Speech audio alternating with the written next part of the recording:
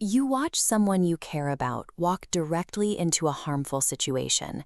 You reach out to pull them to safety, and they pull away. Human instinct tells us to fix this immediately. We deploy logic. We list the dangers. We manufacture urgency and apply pressure, assuming that if we can just make them see the reality of their situation, they will step away from the edge. Instead, they hit a wall. They defend the person hurting them, they minimize the damage, tell you it's not that bad, and flatly reject the exact help they desperately need. The cycle repeats. You are left managing a heavy, quiet exhaustion. The urgency turns into helplessness, and that helplessness eventually curdles into frustration and burnout. Applying intense logical pressure to an illogical dynamic rarely works. You end up inadvertently fracturing the relationship exactly when they need a lifeline the most. Advocates often carry the weight of a failed intervention as a personal shortcoming. They assume that if they cared more or spoke more clearly, the outcome would change.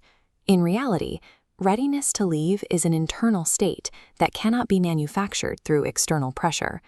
It is a biological and psychological timeline that belongs entirely to the individual in danger.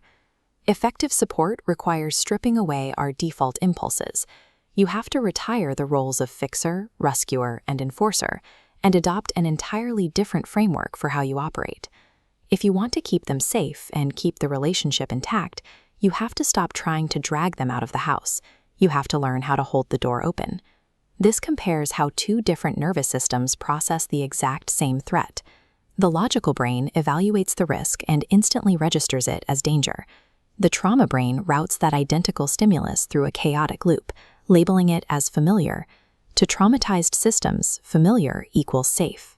This misfire creates severe nervous system dysregulation, dropping them into states like fight, presenting as anger, flight, presenting as avoidance, freeze, shutting down entirely, or fawn, appeasing the abuser.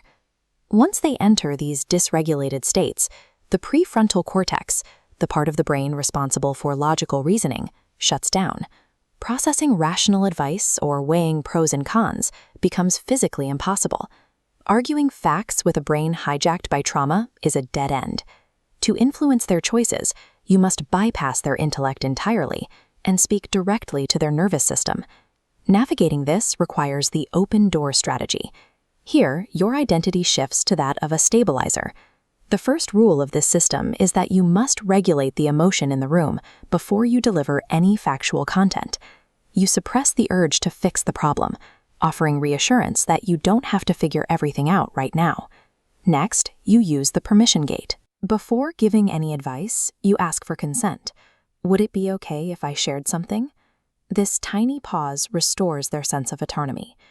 When they inevitably defend the person hurting them, you employ dual awareness.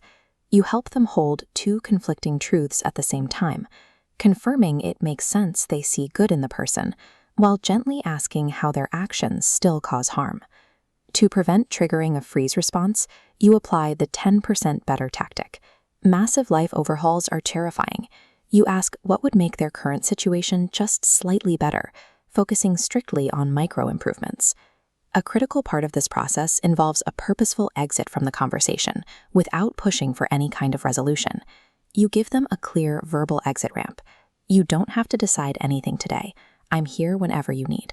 Removing the threat of forced action changes the nature of the interaction. By dropping the pressure to act, you move from a perceived source of threat to a regulating presence.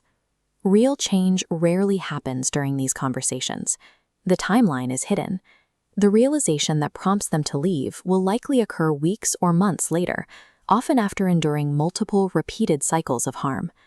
Waiting out this timeline is where most advocates break.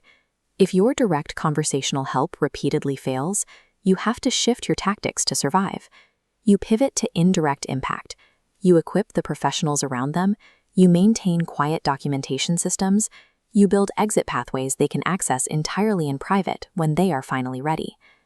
Carrying the burden of a savior will destroy you. You replace it with a daily mental reset. You support, you do not control. You show up, and that is enough. You are not the outcome. You are not the decision, and you are not the timeline. You are the calm, the clarity, and the open door. Your only job is to remain standing there when they are ready to walk through it.